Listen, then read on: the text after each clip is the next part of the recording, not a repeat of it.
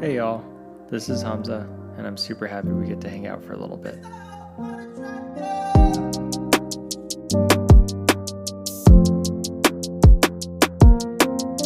Hey guys, welcome to Hanging Out with Hamza. This is Hamza. Today I have a special guest on. He is a close friend, also a mentor, and somebody that I've really looked up to for a long time. I've been wanting to have him on for a while, but our schedules have both been pretty hard to align lately.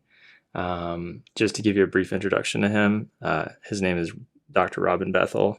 He is a dentist, entrepreneur, business owner, and family man. And he's also a connoisseur of good music and good movies, and that's how we kind of got along on that. Um, just to kind of give you a background story before I pass it on to him, I've brought this up before, but the way I knew Robin was kind of like a clashing of fate. I found out about Robin before I even got into dental school. I had gotten accepted recently, and the girl I was talking to at the time showed me this funny article, and she was telling me, one day this could be you. And I looked at the article, and it was Austin's Sexiest Dentist, and it was calling this guy McDreamy and all this stuff, and I laughed at it, and I kind of just kept that article just as like a funny thing to look at. And fast forward a couple years later, one of my close friends, Ann Rebeck, told me that he really wanted to introduce me to this dentist. And so we connected over COVID, started talking, realized that we vibed really well. And then I looked him up online. I was like, this name looks really familiar. And this guy looks familiar too. And I ended up realizing it was the same guy that I saw in that article a couple of years ago. So it's kind of funny how that worked out. But turns out he is still Austin's sexiest dentist. And he's also a great dude. So it's nice to go under his wings. And I feel like it was kind of all kismet the way it all worked out. So with that being said, I'm going to pass it on to him, let him introduce himself, and we'll go on from there. Hamza, that is the sweetest introduction ever. You flatter me.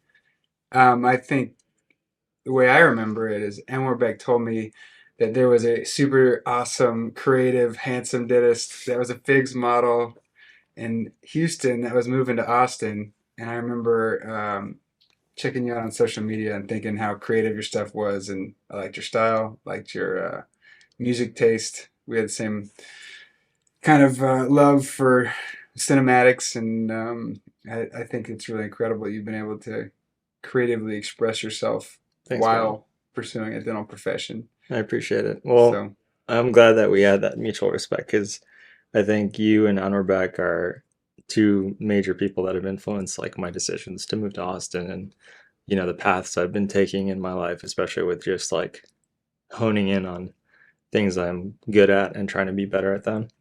And I think it's one of those things about like how you're always, what is it, like the five closest people you're with is a representation of who you are.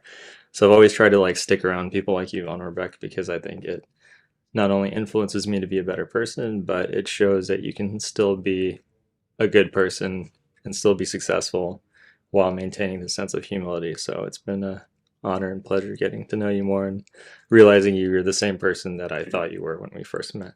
And yeah, so with this podcast, I know that it's usually about passion projects and things that you love, but I think there's so much more to you beyond that. And I think, we will cover that, but I also want people to kind of get to know you more, just like I do, and why I really respect and admire you. So I wanted to start off just by kind of letting people know where you come from, like your origin story, like what you're about, and how you got into dentistry. well, that's very cool. And you're so humble, by the way. Thanks, man. Um, Origin story. I grew up in California, wanted to be a dentist since I was 10, just because I liked drawing and art and science, and it kind of blended the two.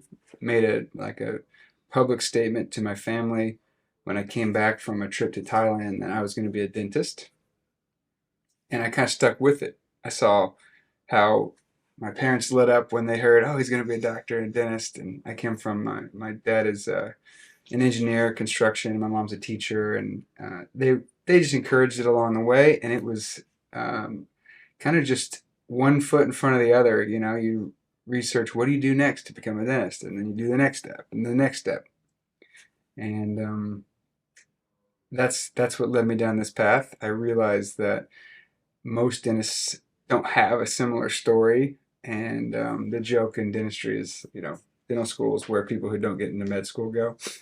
But I absolutely am in love with the profession. I think that it is one of my greatest passions, and I want to preserve and protect it.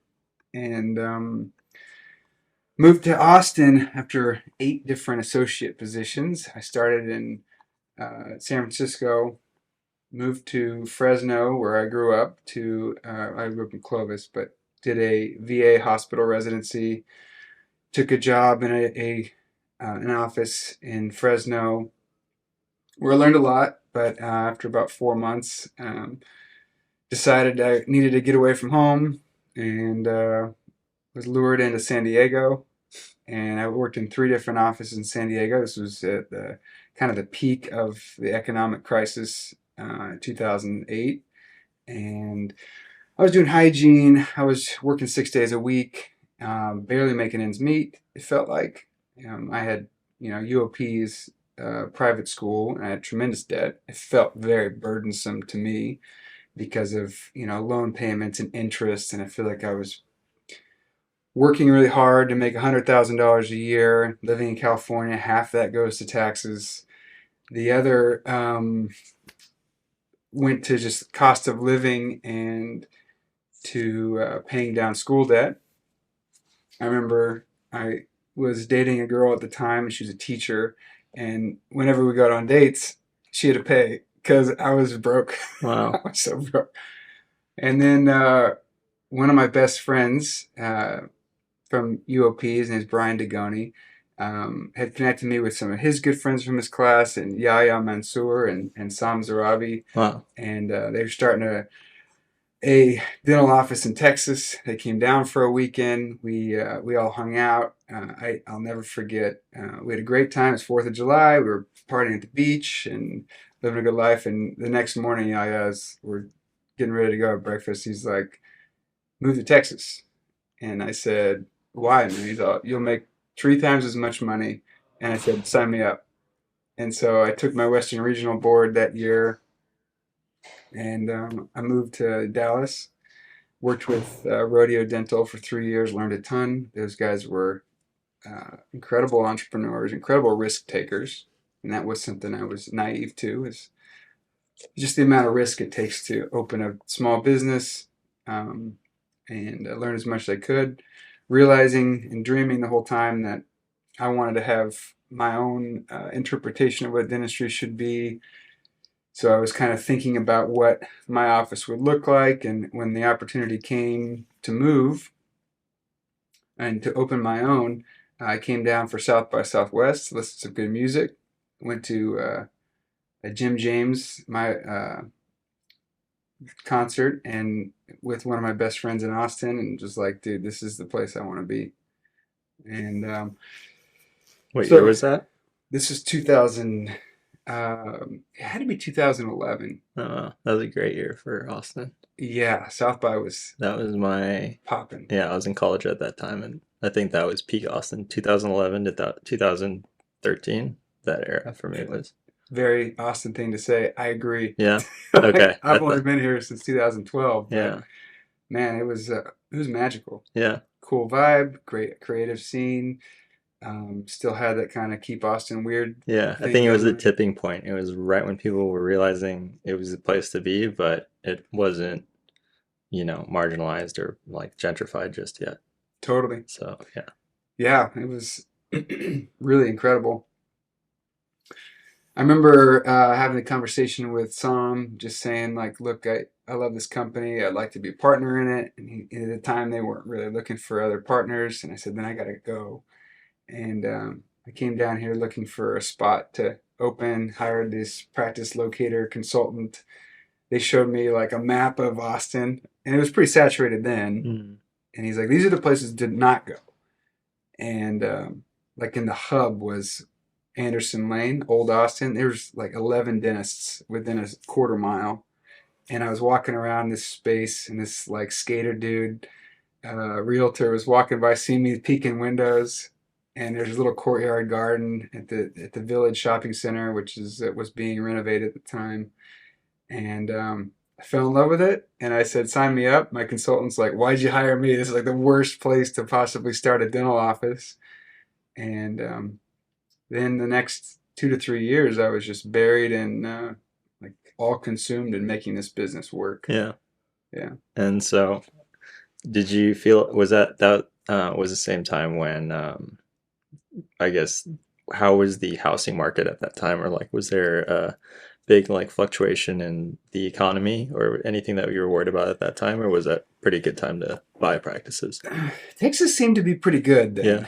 Yeah. By today's standards, yeah, it was a great time. Yeah. I mean, it's only gotten harder Right. for dentists to open office in Austin and most big cities in Texas. It was kind of, never forget when I moved here in 2009, 10 to Texas, it was like the gold rush. Like Hmm. so many dentists were leaving West Coast to Yeah. come to Texas. Which is funny because same thing's happening now, but in other fields. So it's kind of just a reverberation of that. But Yeah.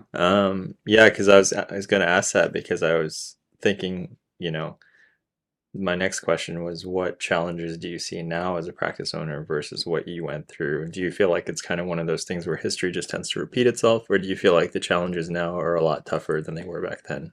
Because sometimes, Good question. we always say like, oh, times were so much better back then, but our parents said that, and then our grandparents said that. So I feel Yeah. like it constantly happens. But is that the same thing with dentistry? Yeah. Objectively, I think that it is harder now than it was then. Subjectively, of course. I mean, I remember 2012 being so anxious Yeah. because, the city of Austin's really, really bad at permitting and Yep. really, really bad about business development, especially small business development. And my project was supposed to be a 6 month long tenant improvement.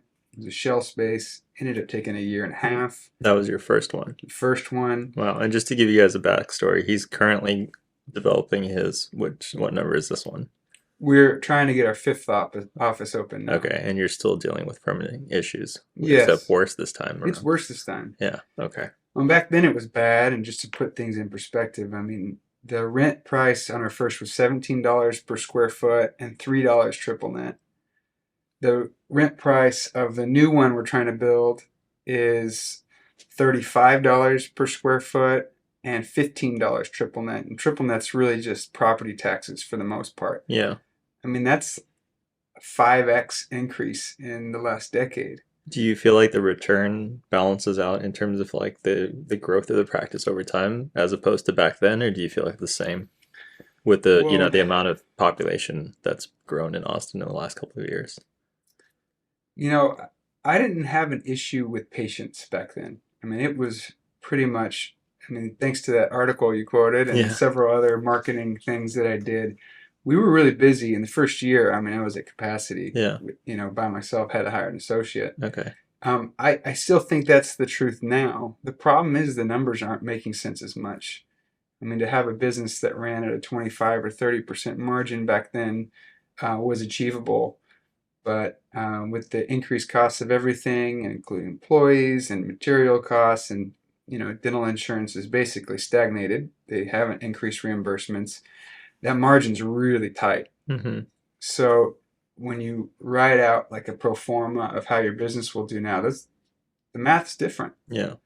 Those risks are certainly higher. Yeah, and we've talked about this because that's my next step in my dental career. And, I'm kind of at the point where you were when you moved to Texas. And I asked you these questions, and, I'm sure there's a lot of dental students and associates that are listening to this that are probably curious about their steps going into it. And, if you were to kind of give them any advice right now going into practice ownership, is there anything that you think you wish you knew not only back then when you were first doing it, but even now with what you've learned over time?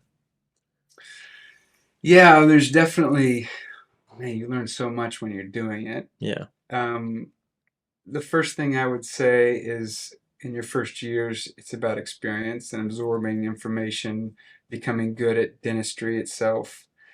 Nowadays, the most successful offices are smaller and niche. Forrest Family, my first office was very broad and general. It was in-network insurance. I wanted to see blue-collar people like my parents were. When I grew up, I wasn't high-end cosmetic.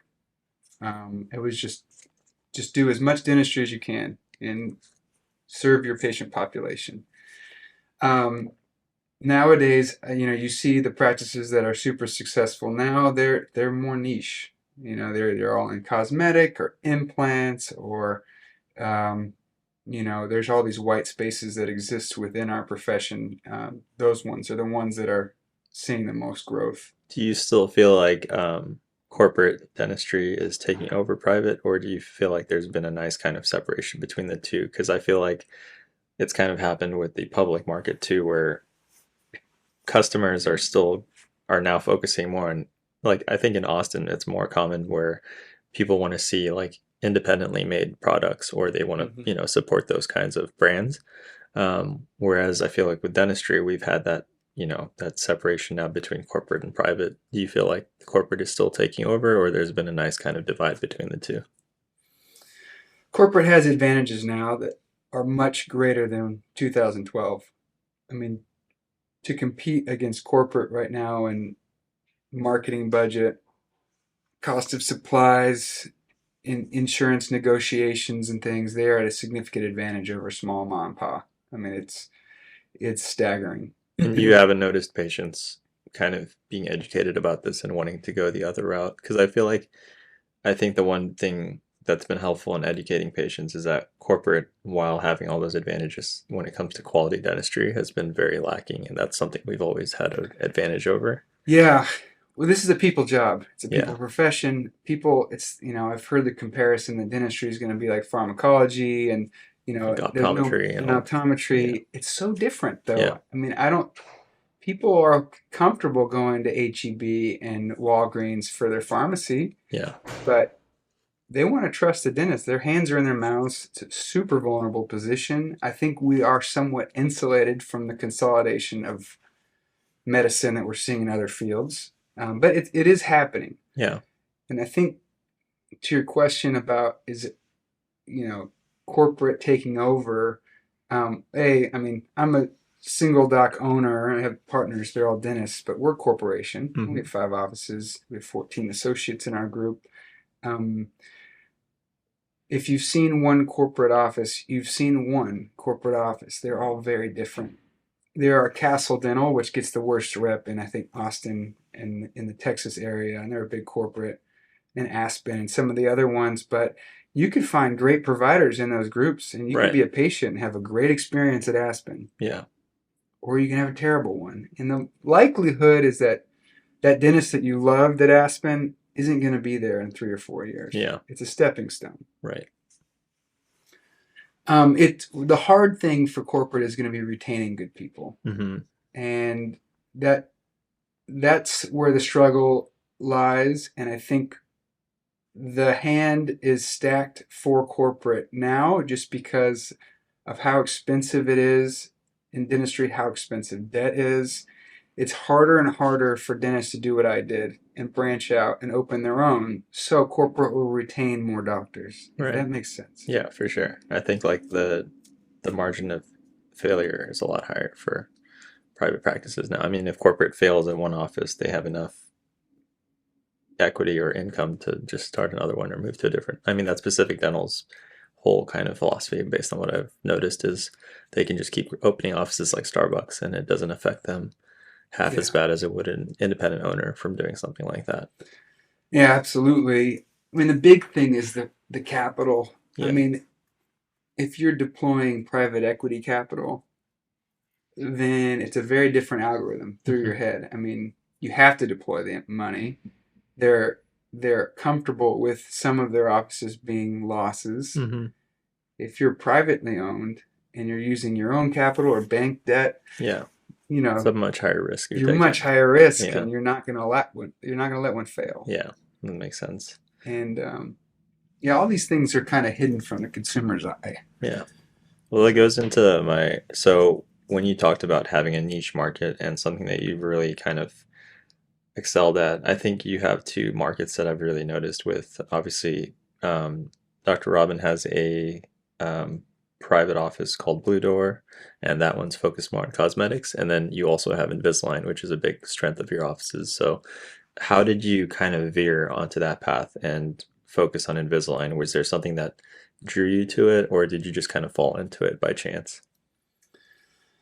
Well, I loved orthodontics early on. Okay. So there was that passion. Brian Degoni, who was the dentist that led me to Texas, is an orthodontist. The dental school I went to is named after Degoni.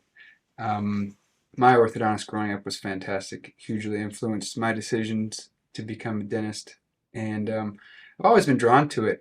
But really, it was my patients and in caring for my patients in Austin, I had to offer that. Yeah. And Austin is a unique market. I mean, when I was working for rodeo, I was seeing populations that had high caries, high cavity risks, gum disease, things like that. And you come to Austin, it's a younger demographic, a lot of young families, even up in Central Austin where our office was located. These are successful people who had access to health care. Didn't have cavities. I mean, they didn't have gum disease. What they had was functional disease. They had bite problems, things that are associated with stress, clenching, psycho-emotional issues that translate to teeth. So I was seeing a lot of this damage that was done, cracking, broken teeth, crowding, misalignment, even airway stuff, TMD stuff. And I didn't know how to treat it. And so Invisalign opened a door for me to correct some minor adult orthodontic problems, and it took off. Yeah. I mean, it was like, This is early Invisalign when it was just starting out, right? So, or had it been well, around for a while at the time? yeah, Invisalign's been around since the late like 2000 era. Okay. I was trained by Robert Boyd at Pacific. It was an elective when I was there. So I had been certified, and Invisalign used to require certification in order to use Invisalign. Okay. When I moved to Austin, I hadn't used it when I was at rodeo, and it would lapse. So you had to recertify every 2 years, and it was like a $2,000 investment. And I Mm-hmm. remember Cliff is a good friend of mine now. He's still one of the top reps for Invisalign, and he's a territory manager for the special markets. At the time, he was trying to get me to start using Invisalign, but he's like, "You got to pay for this course," and I like shut the door in his face. And I went and invested. I put some capital in Clear Correct.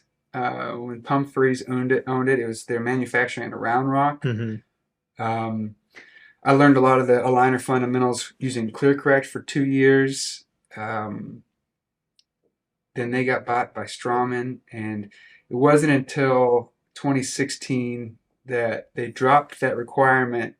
And Cliff came back to my office and he's like, "Dude, you don't have to take the certification again." Like they dropped it, and then I started using Invisalign again. It's a better quality product, and Right. patients recognize the brand. Um, so I switched back to Invisalign, and it's been off to the races since then. And I've really loved learning. It's one of those things, the more you get into it, the more you realize you don't know. Yeah. I mean, I think that's one of the few fascinating things I find about you is like, on top of being, a great person and everything, you are highly regarded in the dental world with Invisalign, especially. And you don't really like he hasn't mentioned it yet, guys, but his name is very reputable in the Invisalign community. People have taken his courses and learned a lot from him, and I think that's something that's really admirable, and I love your passion for it too. I was very curious about it, and I've learned a lot from you when I was using Invisalign to treat patients, and yeah, it's just cool because I think it goes down to this podcast. The best way to learn about something is from people that are passionate about it. And I think you've been very passionate about Invisalign since you started off with it. And it shows in just the way you talk about it and the way you treat patients with it. So, yeah, that is amazing. And then that also goes into Blue Door. How did you start that, and what made you want to kind of transition to cosmetic dentistry with that? Well, it's mostly I just needed to get out of insurance contracts and insurances like restrictions in order to do all the things that I was learning about. People don't realize, but insurance contracts restrict doctors tremendously in what they're allowed to do. Yeah. And there's contracts that require certain fees. You can't use certain labs. It wouldn't make sense for Invisalign. It's a very expensive product to use as a doctor if your insurance doesn't allow it. Yeah. And so Blue Door was a way for me to break free of those restraints. And so I took COIS training and from 2018 to 2021. I ended up graduating, loved it, learned a ton about functional dentistry, periodontics, and wanted to apply some of these things, use some of the best labs in the world for cosmetic dentistry. And the Invisalign part, it's we use it at Forest Family and we use it at Blue Door. It really isn't any different. But we wanted to be able to offer discerning clientele a upgraded option. Right. So kind of more of a boutique, like luxuries Yeah, type office. it's Yeah. it's boutique. It's freeing. It keeps me doing what I love, Hmm. which is dentistry. Yeah. And You're good. No, you're good. I always forget to mention that I can cut this part out. Hey, it's real life. You don't have to edit it out. Hmm. No big deal. But Blue Door is really fun. Now, I want to give it the caveat. Blue Door is not nearly as profitable and, um, good business as Forest Family. It's more of like your passion project. Like you knew there was going to be risks involved in it, but Totally. it's something you wanted to do. Yeah, and Forest Family, without Forest Family, I couldn't do Blue Door. Right.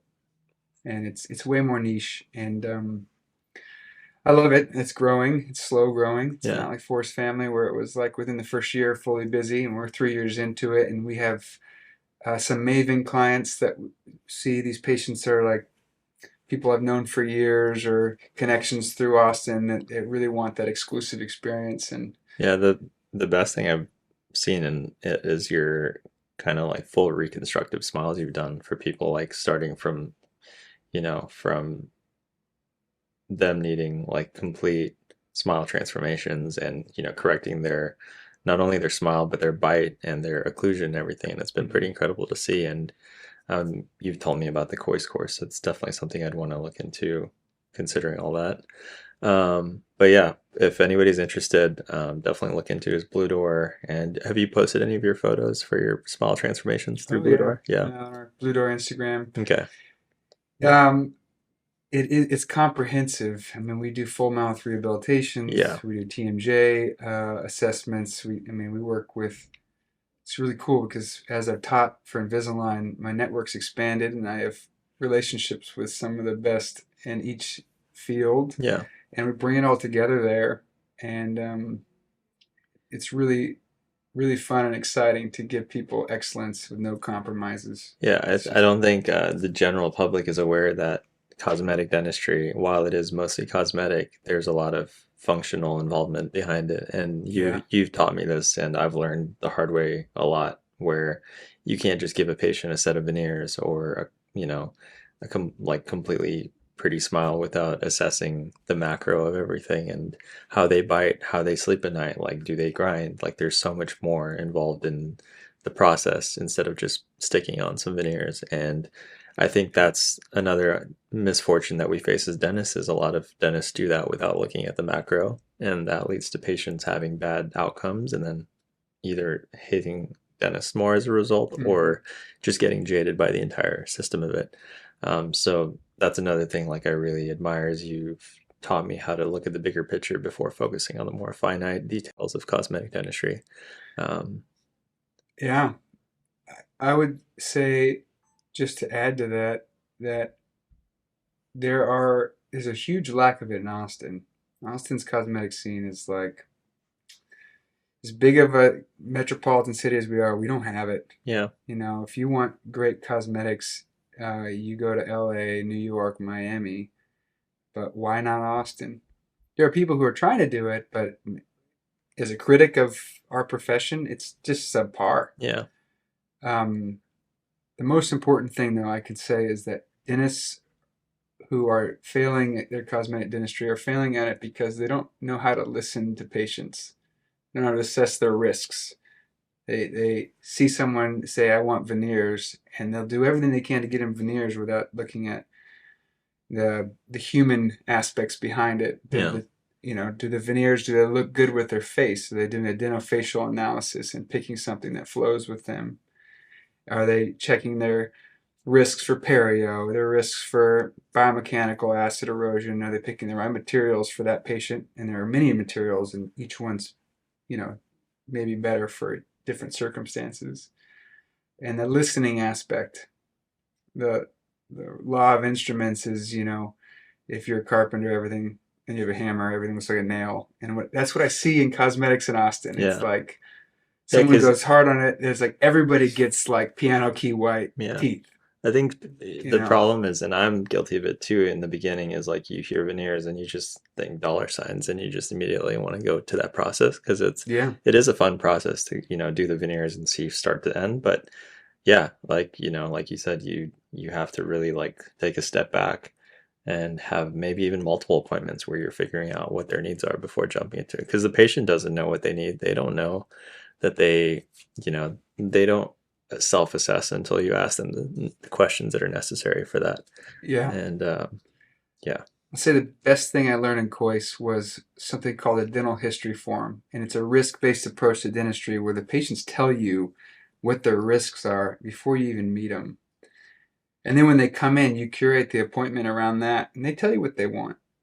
I think that changed my world. I yeah, mean, especially we do it at Forest Family and we do it at Blue Door, but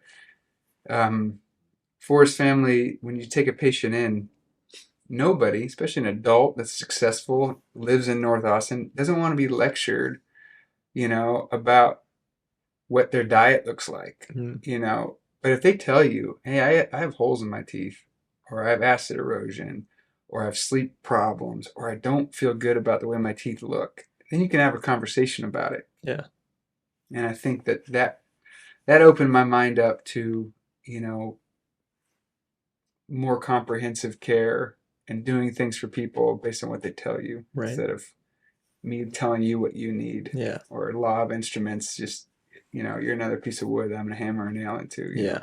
So what do you feel like set you apart when you first initially started out at Forest Family? Like you saw the market, you got your practice, and you were thinking, okay, how can I set myself apart from the standard dentist? Yeah, honestly speaking, it was the TVs on the ceiling. It was Okay. such a silly thing at the time. Yeah. Now you can't. It's ubiquitous. Yeah. No office doesn't have TVs on the ceiling Yeah. now. But I was like the first one to do that. We got Yelp reviews is the peak Yelp era.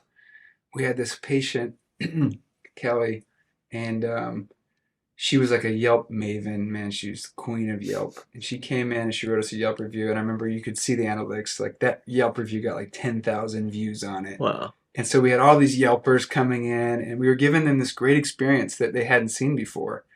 That was what the turning point was. And at that point, I'm still learning. Yeah. I'm like, I didn't know, I hadn't taken Coice. I wasn't nearly as good at Invisalign as I am now. I wasn't nearly as good as restorative dentistry as I am now.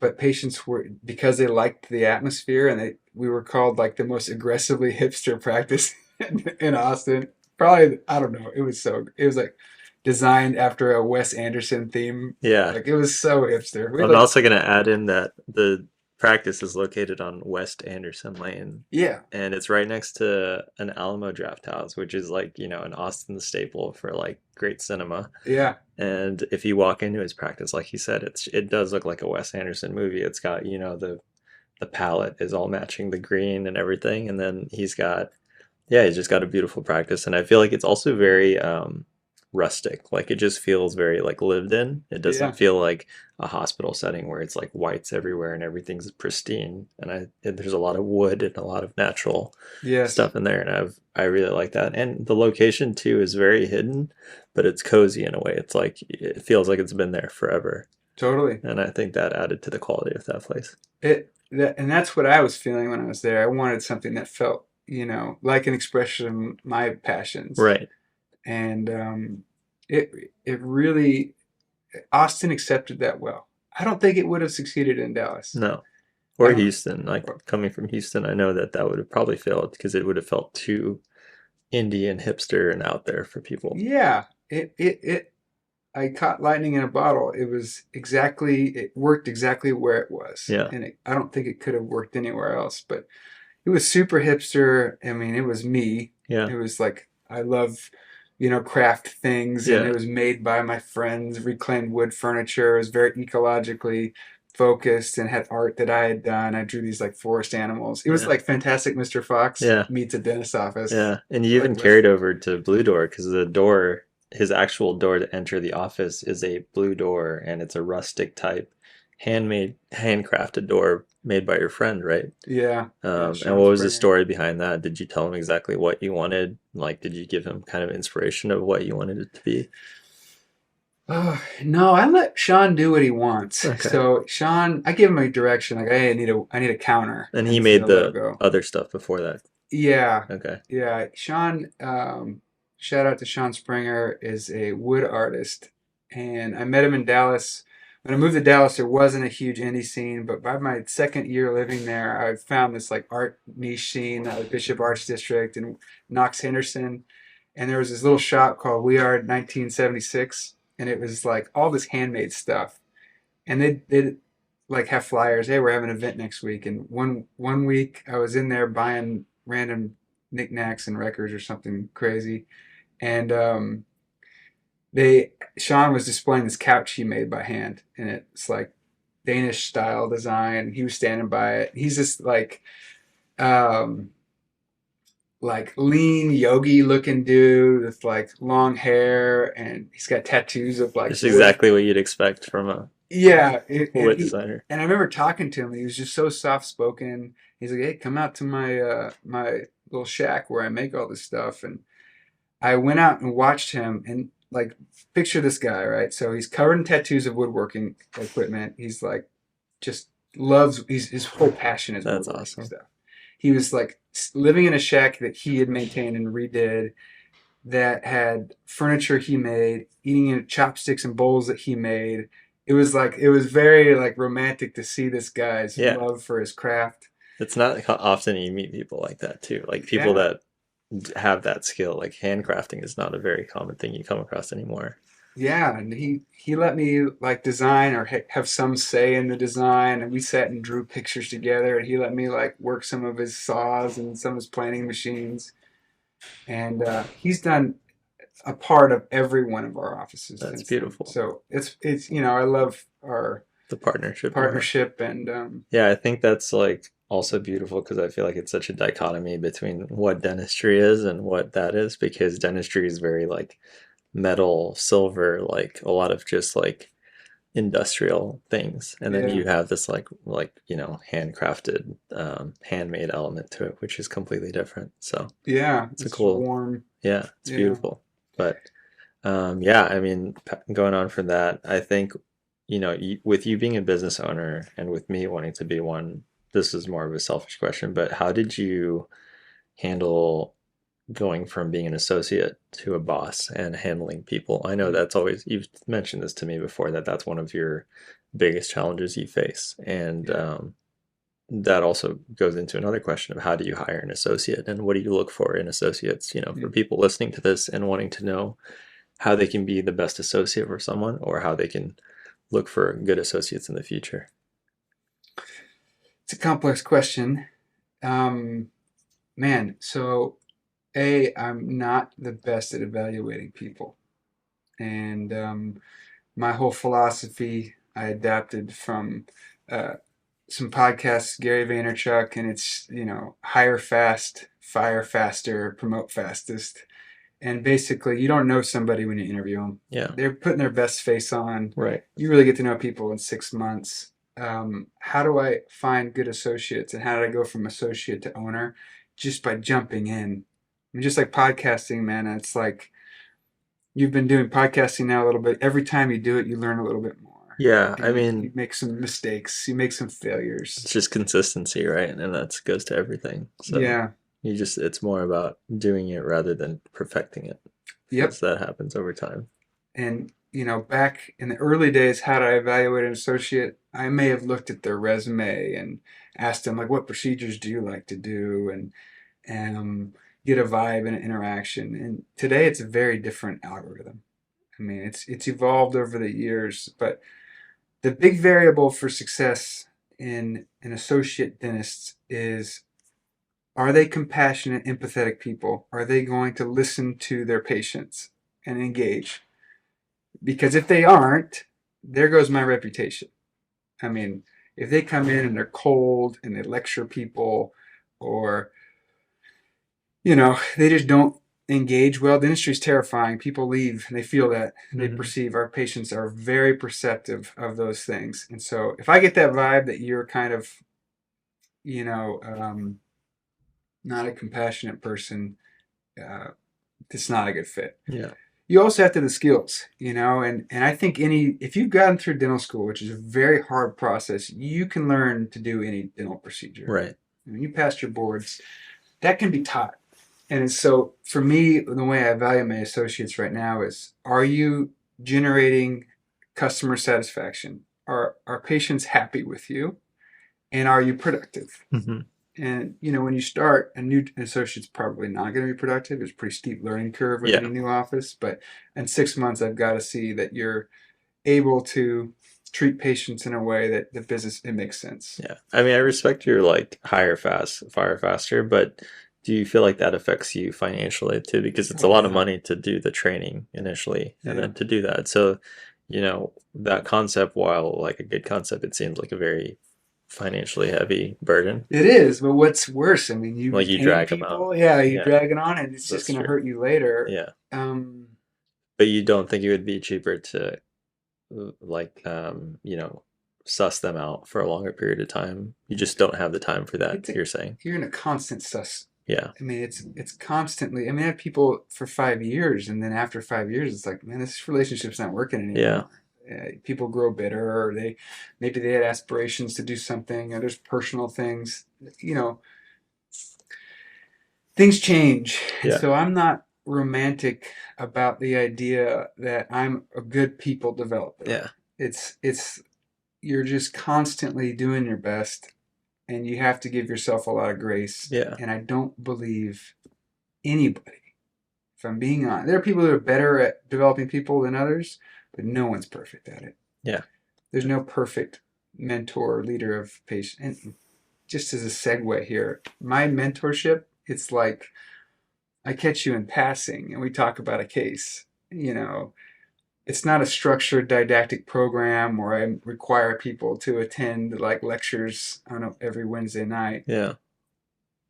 There's no system to it. It's Yeah. just a constant thing you're always doing, Yeah. training and teaching. And Yeah. I mean, I even with our relationship, which like just again to give you guys more backstory to us, like for a long time I wanted to work for Robin and I wanted to be one of his associates. And he straight up told me, he's like, I don't want you as an associate. And at first I kind of was like, oh, that hurts a bit. But then, he delved further into like the concept, like, no, I like you too much and I like our relationship. And, for you to become my associate means you're under my like mentorship as an employee, and I don't want our relationship to have that. And I really admired that because I think it sounded painful at the moment, but like I think the meaning and the deeper like emphasis he had on like our relationship was what really made me admire his decision in that regard. And I'm glad I went that route and instead went, worked for other people, because I felt like then I was able to keep him not only as a mentor and a friend, but I was able to learn the the dental parts without needing to feel like I was under his like bias as being an employee. And that's been nice too. thank you. I want to dive into that a little bit. Yeah, go for it. I think this is an interesting subject. I Yeah, we have mean, all the time. we, yeah, you did show interest in working with me at the time when you're moving from Houston to Austin. But a couple things. I mean, number one, timing is everything. And you would be a great associate of Forest Family. I know that. It wasn't so much that I thought you wouldn't be a good fit. It was timing was part of it. Right. I also think that dual relationships are terrifying to me. Yeah, You I know, agree. being a friend and a boss is very hard to be at the same time. Now, I genuinely have a lot of love for all of my associates, but they were employees first, and I Hmm. have an obligation to protect and their profession, their livelihood. And Right. that's my primary thing. Right. Whereas if you're a friend with somebody first, then your primary thing is probably to protect and maintain that relationship. Right. Or there's something there, and it can get messy. Yeah. I agree, and I've learned that the hard way too. Um, and I'm glad you set that boundary from the start. I felt like it was like an important thing you said from the start, and it also gave me more motivation to do other things and know that I didn't have like a fallback in that regard. And it's been great because I've learned so many lessons in other fields. Like, I've worked at another office and realized it wasn't a fit for me, and I'm at a different office.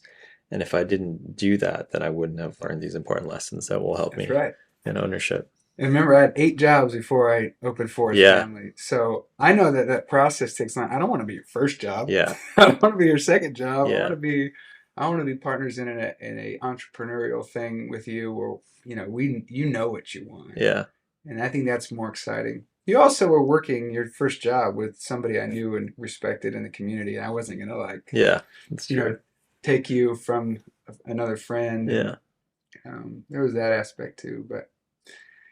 It is a unique situation. Like when I moved to Austin, I literally had two friends. I mean, I Hmm. knew nobody here, so everybody was a stranger, Yeah.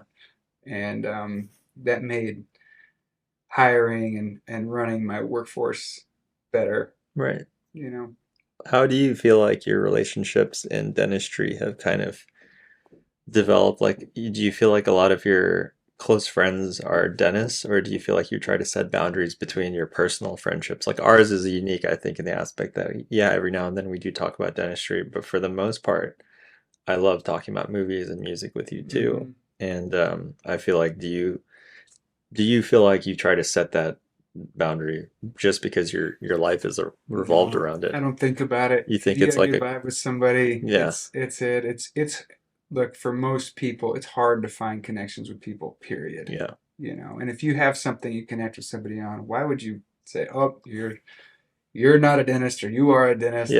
yeah, I don't think about it. My time in 2023 is so capitalized by, yeah, first, my family. That's my highest priority, and then my profession. So a lot of my friends are dentists. I mean, I would say that my social outlets are with you, and with other dentists in Austin, or I go travel to speak for Invisalign, and I see these faces that we see all the time, and right, those are my friends yeah, now. okay. It just happened to be that way. Yeah, because I've had some friends that are like, I just like get so tired of hanging out with dentists because all we do is talk about dentistry. And I'm like, yeah, but like, that's like a connection you share too. And Yeah, it just adds another layer to that friendship that, hopefully you have other layers to it, but it is something that you can't avoid once you become a that's dentist. true. You're just surrounded by them. I feel bad for my wife because Yeah. she's got to like Listen to she's teeth. surrounded by it, man. Yeah. If I have a chance to have friends over, it's like, I mean, I have a few non-dentist friends, but it's I mean, I spend most of my time with Yeah. dentists. And Amy's awesome. So I think you know, she's one in a few. So she's Yeah, handles it really well. yeah. Just relationship tip, like you do have to refrain from teeth talk Yeah. when you're, It's not a very sexy subject as it is. So no, and it's such a nerdy niche thing. I mean, we're yeah. talking about bond strengths and different, you're just gonna, Yeah. Well, alienate your other friends. yeah. I remember we've done that a couple of times in front of her, and then I like take a step back, but she's so used to it, and she's very accommodating of it and understanding. So it's great. Yeah, she's great. She's used to it now. But with that being said, I guess I'll carry that over to like your personal passions. Like I know obviously Forrest Family has been very much influenced by movies like Wes Anderson, but what would you say is like your identifying passion, since that is the concept of this podcast? Do you feel like there's something that's really influenced you as a person? And like you said, music. Is there anything in Mhm. particular that you really want to talk about or focus on? I learned a lot about new music from. I love your Instagram handle. I like sometimes the song comes on. I haven't heard that before, Thanks, man. but no, music was one of my. I mean, music and art and film. So bad. I mean, that's where I spent my free time, was Yeah. in, art places and going to concerts and stuff. That's what brought me to Austin. And over the years, I mean, I wish I could do that kind of stuff, but Do you feel like outside of dentistry, you would have gone anything artistic in that regard? Like, did you ever consider going the movie route or anything? Because you got the looks for an yeah. actor role. You could have done that. You could have. So it's a funny story. I thought about it. You know what my segue into that was going to be? What? I lived in San Diego, and I I have a applied. question to follow up with that, so let me see what you're going to say. Okay, then I have some secret footage, but I applied to be on The Bachelor, Oh, nice. and I made it to like their final segments. I was devastated. I didn't get selected. I made it to the final What 25. was the deciding factor? Did they tell you? You know, I so one of the producers in the process, it's like a 6 month process. They Yeah. vet you, and there's blood and urine, like an 800 question psych evaluation. I mean, it was like very I in got depth. I got offered to be on it during COVID, and they That would have been amazing. yeah, but it was like during COVID, and they were like, not to take away from anything, but they Yeah. basically did the same thing. They were like vetting me, and I was like, initially they reached out through Instagram, and I was like, yeah, sure. And then, like you said, there was like I did 5 calls, and after that, they're like, okay, so you're gonna be in this mansion with like all these other guys for like this amount of time. You can't go anywhere else. You can't do anything else. And it sounded awful to me. I was like, I don't want to do that. Dude, And yeah, so go on. Sorry to interrupt with I that. I know you well. I think that I was a fan of the show for many years. I haven't watched the last few seasons, but um, man, they have the ability to really break you down, Yeah. and you're such an empathetic person. I think that you would have gotten steamrolled, Oh, man. It would have been brutal. I told my friends I was like I'd probably be knocked out by the first episode because I would be like the guy in the corner, not really like No, being the bro, or like everybody starts taking their shirts off, and I'd be like, I'm gonna go. whatever, dude. You're super ripped. No, so she was like, they'd ask questions like, like, do you feel like when you walk in a room, like your presence is known and stuff? I was like, probably not. That's like my brother's job. But I think that's like, I didn't get this sixth or seventh interview after that kind of stuff because I basically told them I was like pretty introverted. And Yeah, also they were like, are you willing to come out for this couple of months? And I was like, well, I'm a dentist, so that's a lot of my time to take off. And yeah. also, my mom was staying with me at the time in Houston, and I was like, I don't think I feel comfortable just leaving her alone. And also, just being in a mansion with like all this testosterone, trying to vie for like this woman Yeah, that I don't even know, have never met, like yeah. probably don't even know if I'll even be attracted. And yeah, so a lot of my friends were like, yeah, but it's great marketing. Like you'll get so many That's what patients I after thought that. too. Yeah. And Oh I thought man. about it, but I was like, am I really willing to like sell my soul for like a higher clientele of patients? I don't think you would have sold your soul. I just think that you would have like Been knocked out by first episode. no. I mean, the girl could have loved you. Yeah. You're super handsome. Well, that's good. If you had something in common, you just who's the girl? Well, thankfully, that was the season that she picked the guy on the first episode. So they had to Oh like yeah. kind of change all this stuff. So I'm like, overall, I think it was a blessing in disguise, but it was nice to like experience that. But anyways, I'm taken away from your bachelor No, talk. I want to talk about you, potential You would bachelor. have been a We'd have great to bachelor. we'd have to sit and coach you on strategy because I think that like I know. So this is what they want. They ask these questions to fill an archetype, Right. right? And they want to get a room full of archetypes That's that are gonna true. like make the best To TV. be honest, I haven't seen a full season of The Bachelor. Like I've dated so many people that watch it, and I've Yeah, somehow always found a good excuse to avoid that it's situation. cheesy, But I think it's but good, like it's great entertainment. They know exactly, they've it down to a formula. So you're right. I never it thought about the archetype thing. That it's makes so much sense. brilliant Yeah. TV. Yeah. You get these people, and you can curate it. You like psychologically know you get this person is oil and this person's water, and you Yeah. get And them you in the put them same in the room, and you're room. gonna make great Yeah. It's all TV. down to a science. It's down to a science. I knew that I didn't know what I was getting into. I was very naive about the process, Yeah. but I thought it was going to give me exposure, maybe give me to Hollywood. Or I Right. was in San Diego. Oh, I'll move to LA. Like, I remember thinking all these things. And when I went on this date with the producer, she's like, it's a blessing you didn't get on. And she didn't tell me why, but I was like, they wanted me to fill a What archetype. was the archetype? Um, Probably a sensitive dude. Yeah. And the sensitive dude, They get they get them steamrolled. they just end up crying on some rock for TV, Yeah. and then you're known forever as Yeah. the dentist that you know. And at that period of time, I don't think sensitive guys were what they are seen as now. I think at that time, it would have been more of like a joke against you. Well, it would have been hard to deal with because I am a sensitive guy, but I'm Yeah. also like, I'm having, now I have to protect and provide for a family. And Yeah. so my likes and interests have changed Right. drastically since that responsibility. But Yeah. um, yeah, back then I was just this single nice guy. And I think that, American public gets to decide how to edit you, it gets to decide. But I would have hated to expose myself emotionally on public TV and Yeah. be typecast It by the is. It's person I said. people always like misjudge me because of my social media because I do love, sharing the things I share and I'm pretty outspoken on there. But Yeah. for the most part, when you've met me, like I'm pretty quiet and like reserved in most situations and like just being on a show like that just terrifies me because I know you have to kind of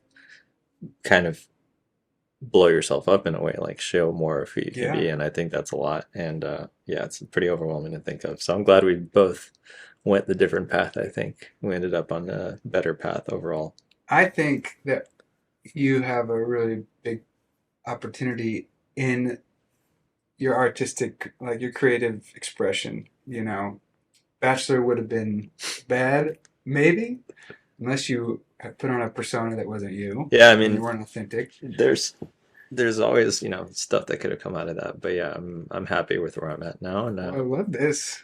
yeah, Podcasting lets you have conversations for hours and it's been incredible, and it's definitely been a selfish endeavor. Like just to be able to like, you're a busy guy, and you mentioned it before. Like even with the mentorship and friendship we have, I have to really like.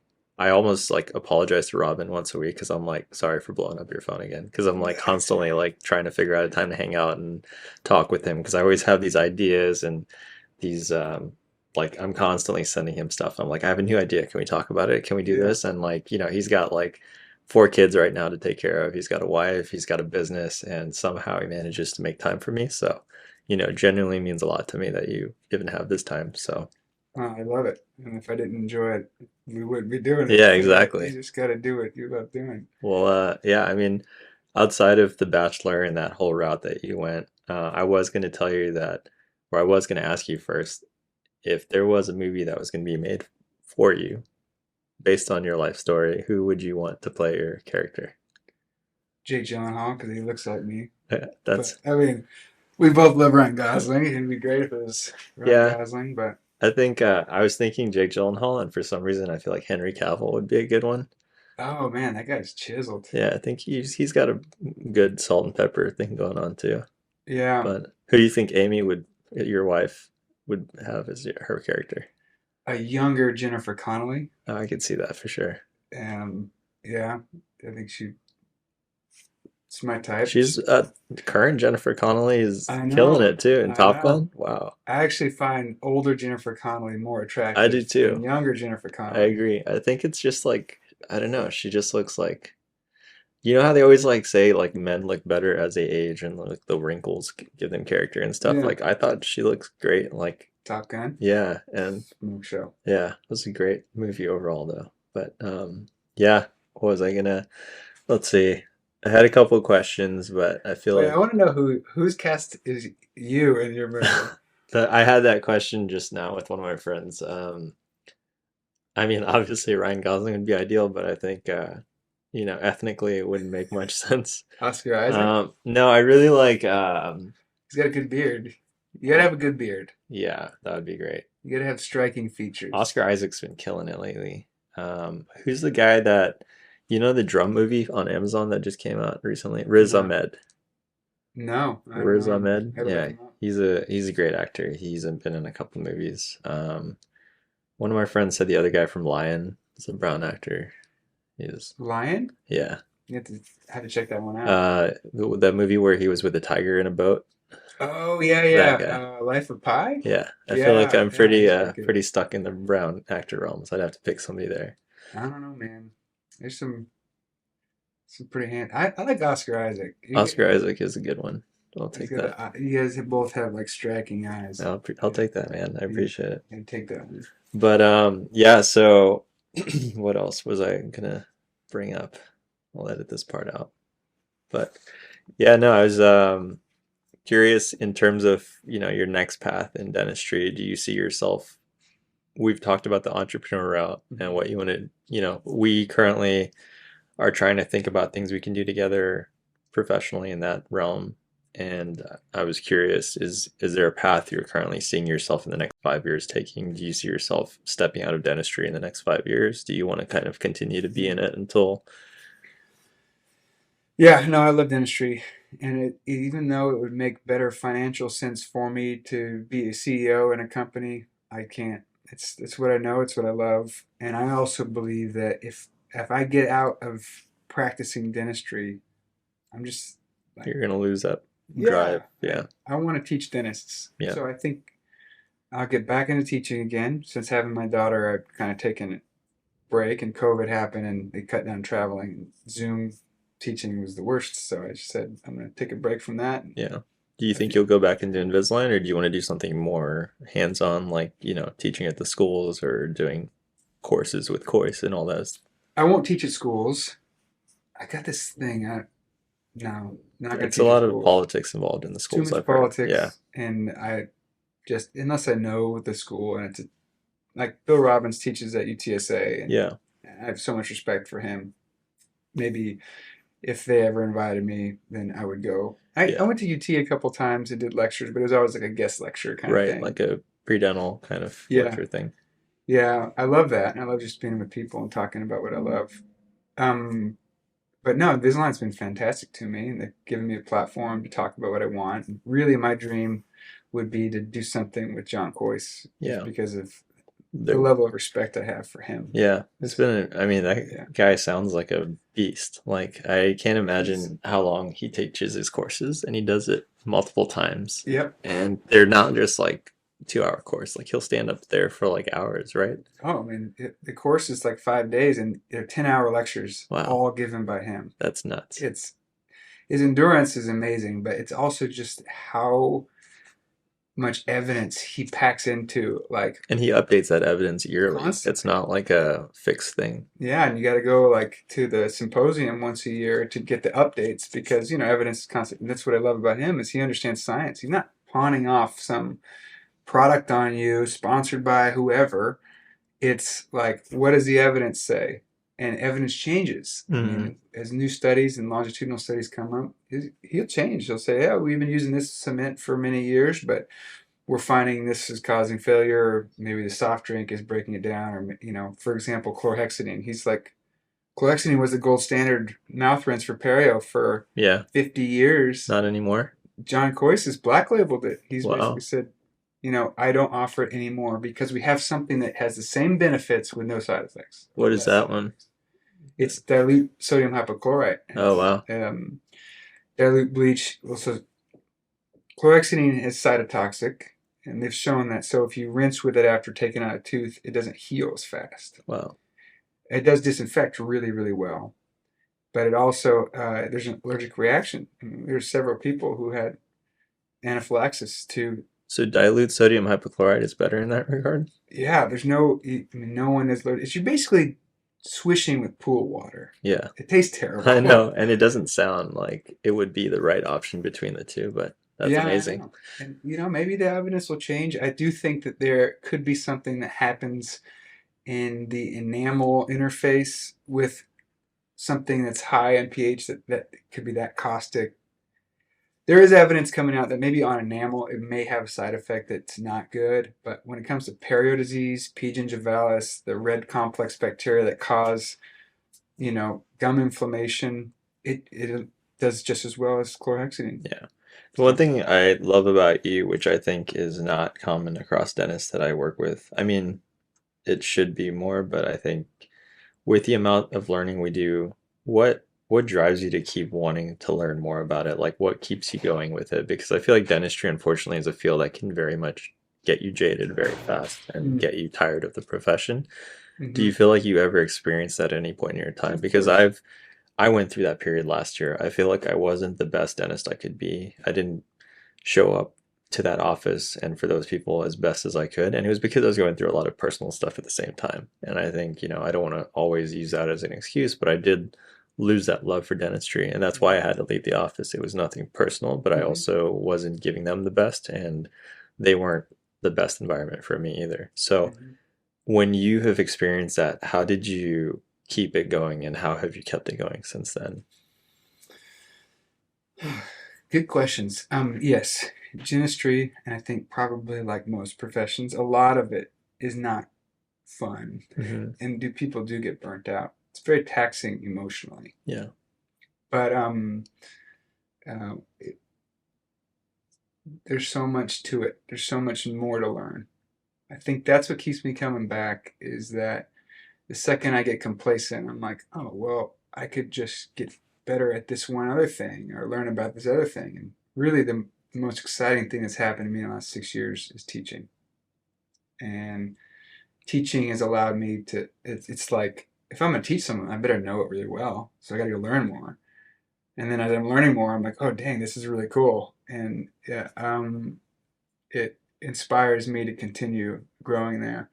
I think the way to prevent burnout, A, recognize the signs of it. You know, a lot of young dentists, especially now, are getting their first jobs in corporate dentistry where there's, pressure to produce and quotas and things like that, and they get lost in the task. Hmm. I think you have to not allow that to happen. It either needs to be about the people connection, because the people connection is the best part of dentistry, in my opinion. Yeah.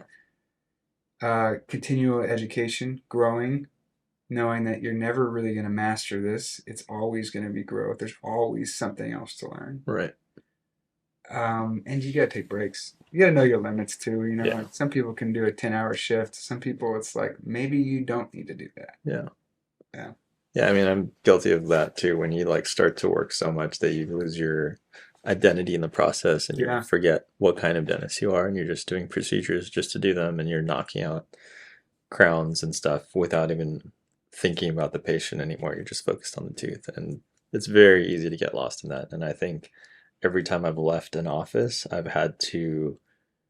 I've also like left a piece of myself in the office and I had to kind of relearn who I Mm-hmm. was after leaving. Just like a relationship, I think Mm-hmm. it happens. Like you just basically are experiencing a different part of yourself at every office and you have to figure out what's right for you. But yeah, I was curious about that because I felt this like burnout last year. And it's because I also, on top of COVID, I had never taken any time off. And then I finally started to take some more time off last year and I was realizing I was just like not happy where I was working.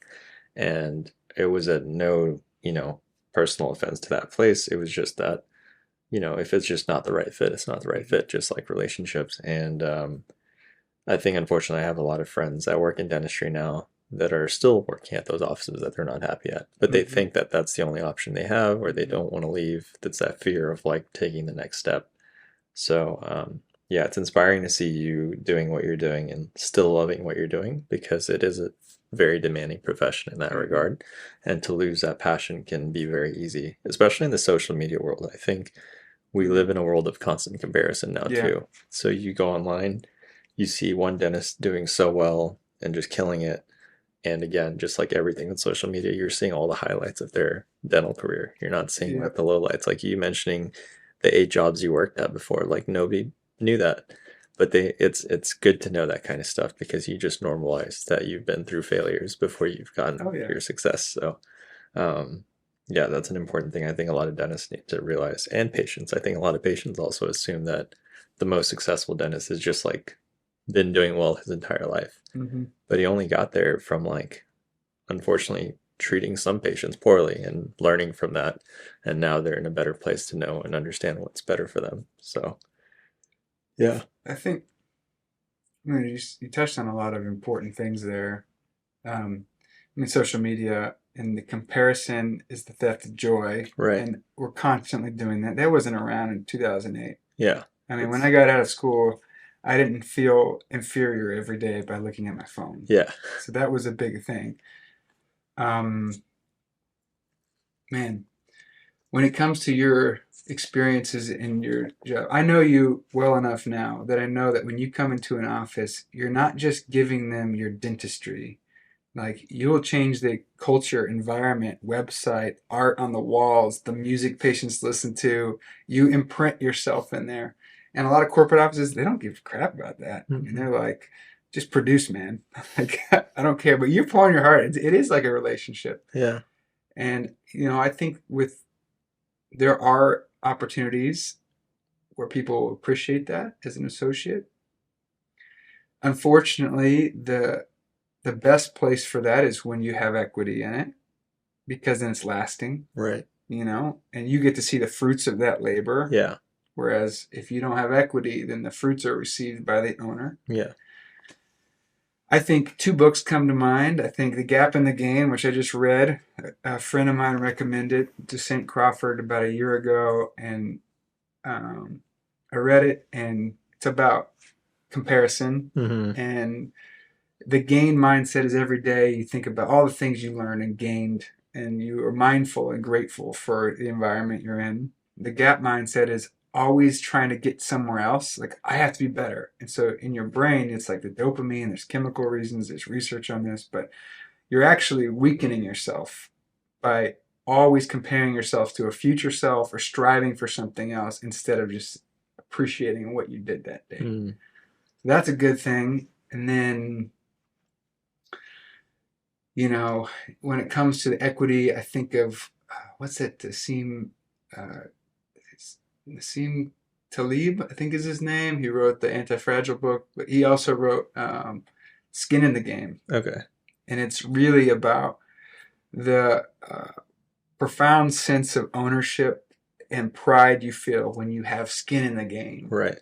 And as an associate, I think many associates, I try to create an environment where my associates feel they have skin in the game, even though they didn't have to put equity out. Yeah. But it's really important that you feel like you can impact change in your office and you get credit for the change you impacted. I 100% agree. I mean, I feel that all the time, and we've talked about it. I think it's not only like, do you feel like you want to do more, but you feel more passionate about doing it because it reflects who you are, because you now are part of that whole thing. So when people see that, you're like, well, that's a representation of me. Whereas when you're an associate or employee, you're like, this isn't a representation of me. It's a representation of who I work for. So I don't have to try that hard, and I'll put in like 20% effort in that. Mm-hmm. But yeah, you're absolutely right. And there is a little bit of that like bitterness where when you do it and they get praise or something for it, you're like, that was me. Like, I did that, but I'm not going to get any of that credit. Right. So there is a little bit of that, and that's not always good for the dynamic of the profession.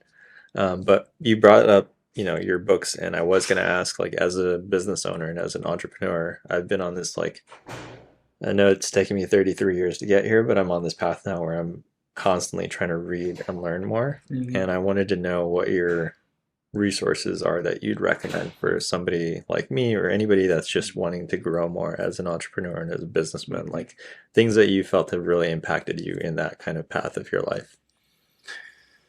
Podcasts included.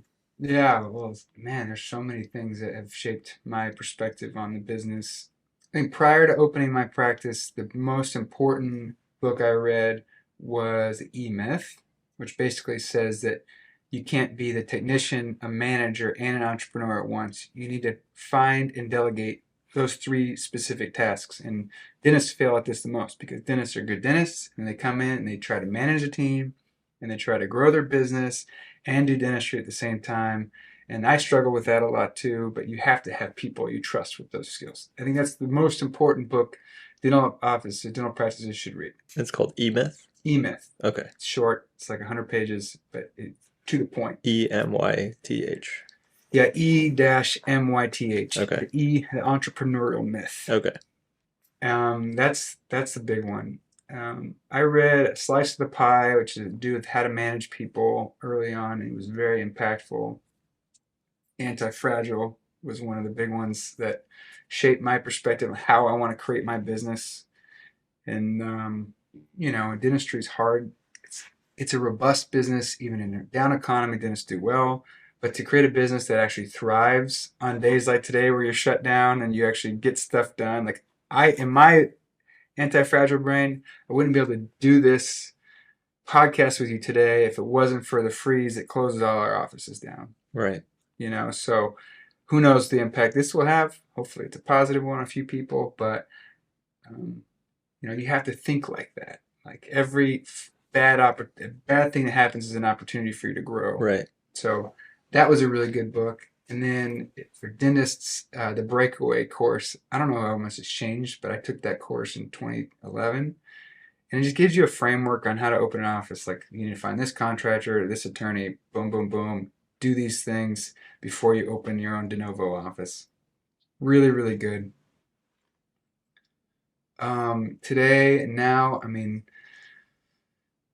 most of the books I read are how to maintain and not collapse under the weight of all that I'm responsible for. Right. So, I read books on, I really like Ryan Holiday and the Stoicism I'm movement. a big fan of Stoic So philosophy. dope. Yeah, it's helped me through a lot, like in the last year. But yeah, I mean, it's Yeah. pretty simple concept. Sometimes it can be very like cut and dry, like, Hmm. but I think it's necessary reminders about things. But yeah, I mean, the concept of being tolerant of others and strict with yourself. There's many tenets to the yeah, Stoicism, Marcus but Aurelius was like this. I don't know how that dude, guy, it like, yeah. incredible. You don't lose your mind when No, someone disappoints you, and you're just like, okay, I got to be strict to myself, be yeah, tolerant of others. an I really, obstacle being a part of the path and everything. yeah, and you get accepting of the bad things. Yeah, So I do a lot of that.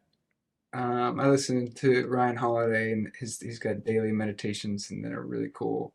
Um, I love podcasts. I love learning from, you know, I really there's this guy in Austin. His name's Tim Kennedy, and he's ex Green Beret. I read his book Scars and Stripes, and it's basically this concept that you need heroic men to protect and preserve life. I feel like one of my biggest anxieties is I have 4 kids. yeah, So I'm like, I mean, 2020 when I felt like the world was going to collapse, and I didn't have a job anymore because the yeah, government forced me to shut down. I was yeah, like, dude, I got to teach my kids how to survive. yeah. Interesting. So I've gone all survivalist like Yeah. mode, and learn how to survive, protect myself, run to gunfire. The Have you se- Uvalde thing. have you seen The Definitely, Last of Us? This is completely. dude, loved Last of Oh my Us. God. Played the game, Yeah.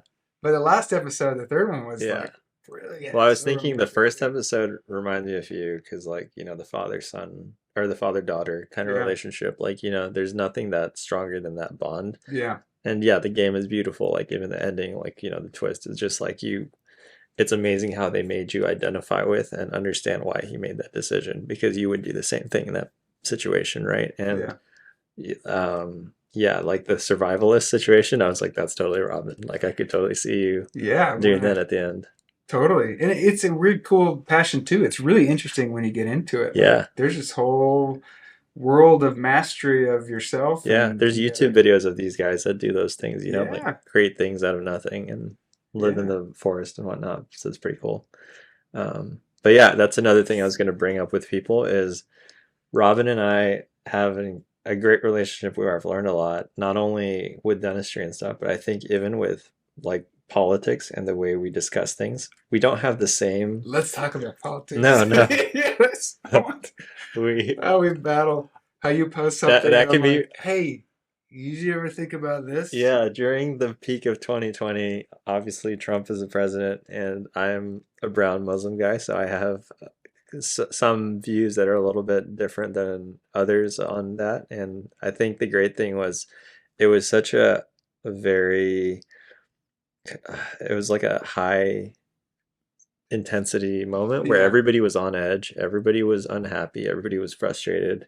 And I was guilty of that too. I was sharing a lot of stuff from just pure feeling instead of logic. And I would get fight back from friends who were Trump Me. supporters or soming. But then It's like, I I'm would, not a huge no, no, Trump no. But I guy, would but also get like, yeah. Robin messaging me with a different approach where he was like, I don't agree with this, but like, I want to hear your like train of thought in it. Or, hey, like, let's talk more about this. And it was great because it never felt like any of the conversations were aggressive or heated. They just Yeah. felt like it was both of us trying to understand each other's logic and perspective. And a lot of the times I respected his perspective and learned more from it. And, sometimes hopefully like I gave you my perspective and it made sense sometimes. But Yeah. Well, at I least you'd engage in the conversation. yeah, I mean I learned a lot to not write off things like that because I wasn't good at that before. Like there used to be times when I would just write people off. Like I was like, okay, you're a Trump supporter, like you're racist and I don't want to talk to you again. But then I learned over time that there's people that don't necessarily support the person, but obviously like financially there are things that are beneficial in that regard. And there's a lot of stuff, that are like there's nothing that's like black and white. And I learned there's a lot of gray in everything. And it took me quarantine and being alone and having to like really like invest time in learning more about things like that. That was great. And I think you taught me a lot of that in our relationship, that you can have opposing views and completely different philosophies on things, but you can still get along and find a middle ground in all of that. And I think you were one of the main proponents for that for me, and it's taught me a lot on how to communicate with friends that I don't agree with anymore. Mm. Like I used to approach people with a much more heated approach and automatically write people off, but now I try to be a little bit more discerning between what they're saying and what they actually mean. Mm. So that's been pretty great. Well, that's a profound thing. I appreciate that I've been able to Yeah. do that.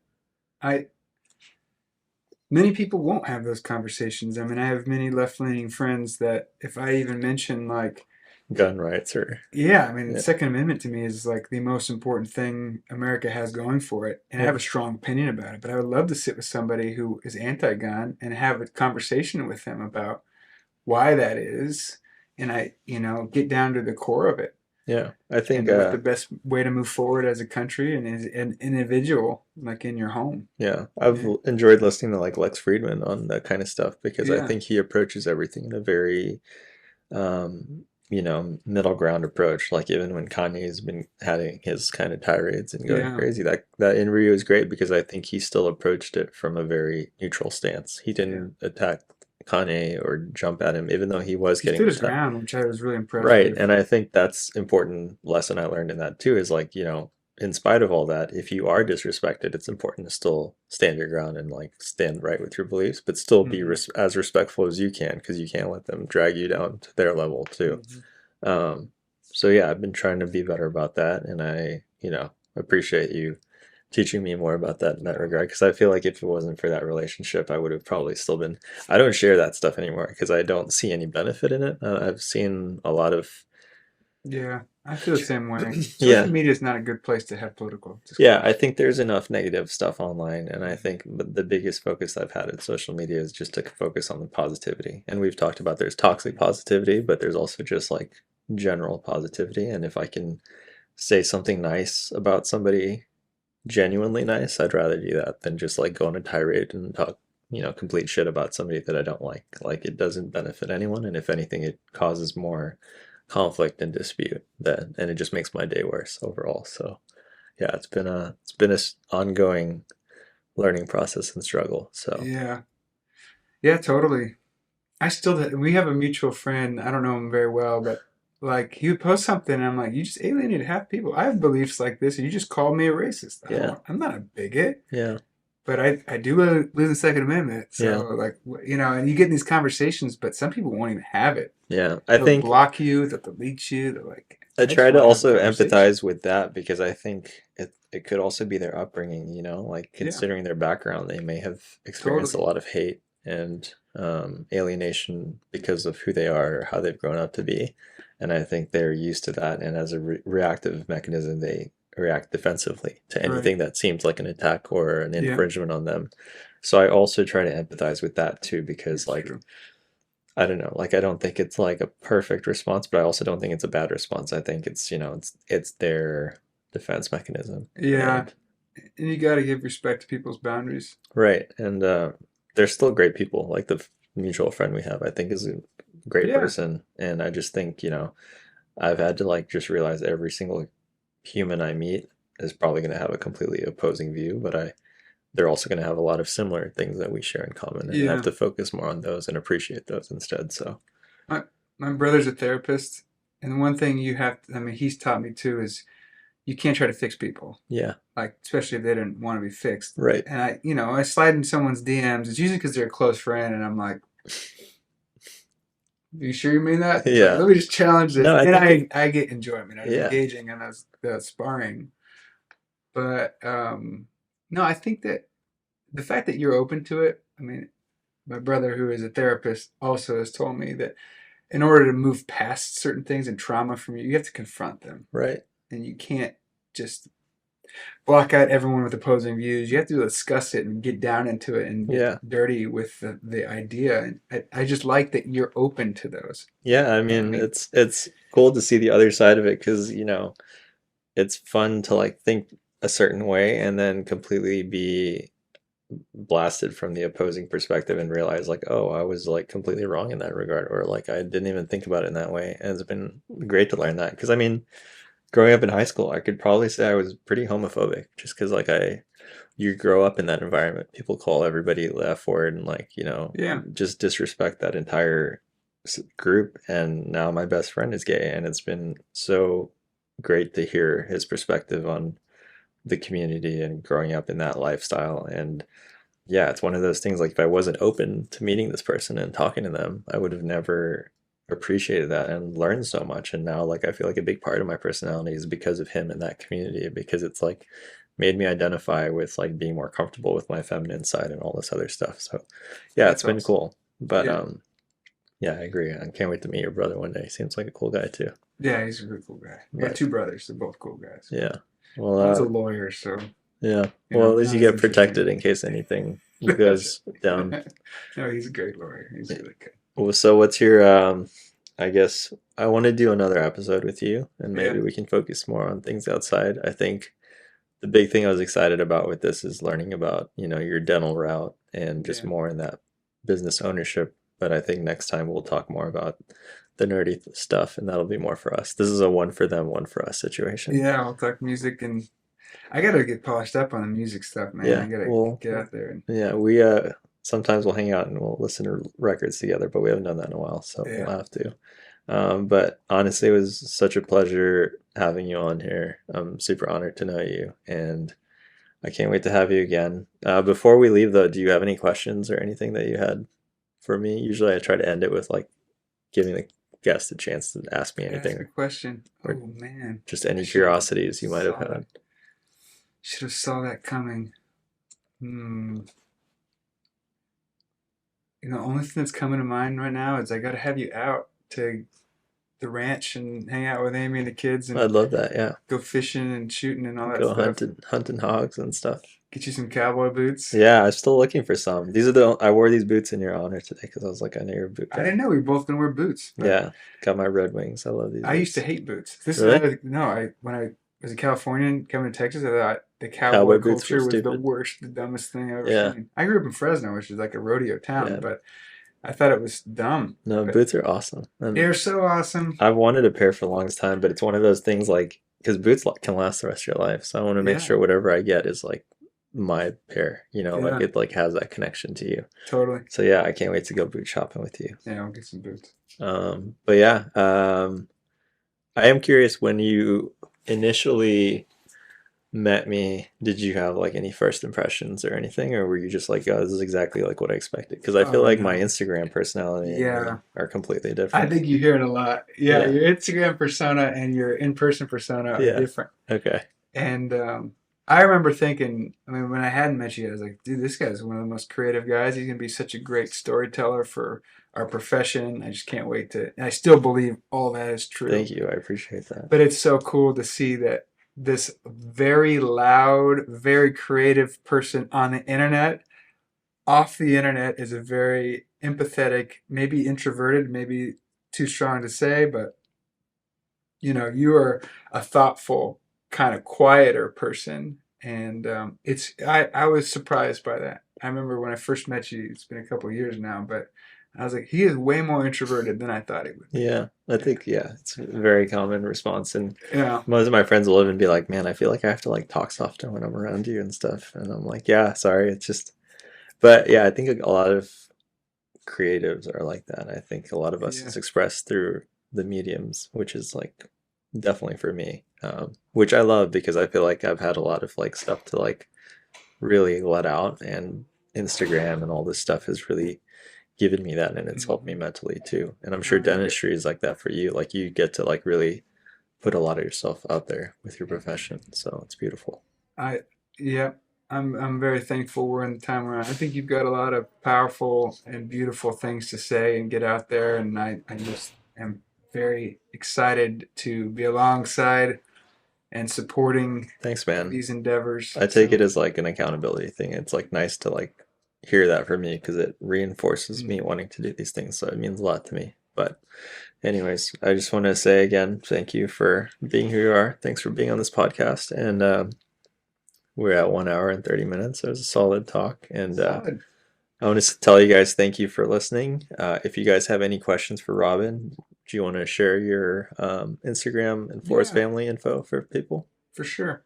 I have 3 Instagram handles, but Robin Bethell or Dr. Robin Bethell is my private one, and then Blue Door Dental Design is Blue Door, and Forest Family Dentist is Forest Family. My email address is just my name at gmail.com, so robinbethell@gmail.com. And I'll share this all on the info. So if you guys have any questions for him, any curiosities, Robin is an amazing dude. Uh, I'm sure he's happy to respond to any Yeah, questions you might have about dentistry, business ownership, entrepreneurial stuff. Just feel free to reach out to him or let me know if you have any questions for him. I can save them for the next interview that we will definitely have in yeah, a couple that's of awesome. months. But anyways, thanks for hanging out, guys. And this is Hamza. Take care.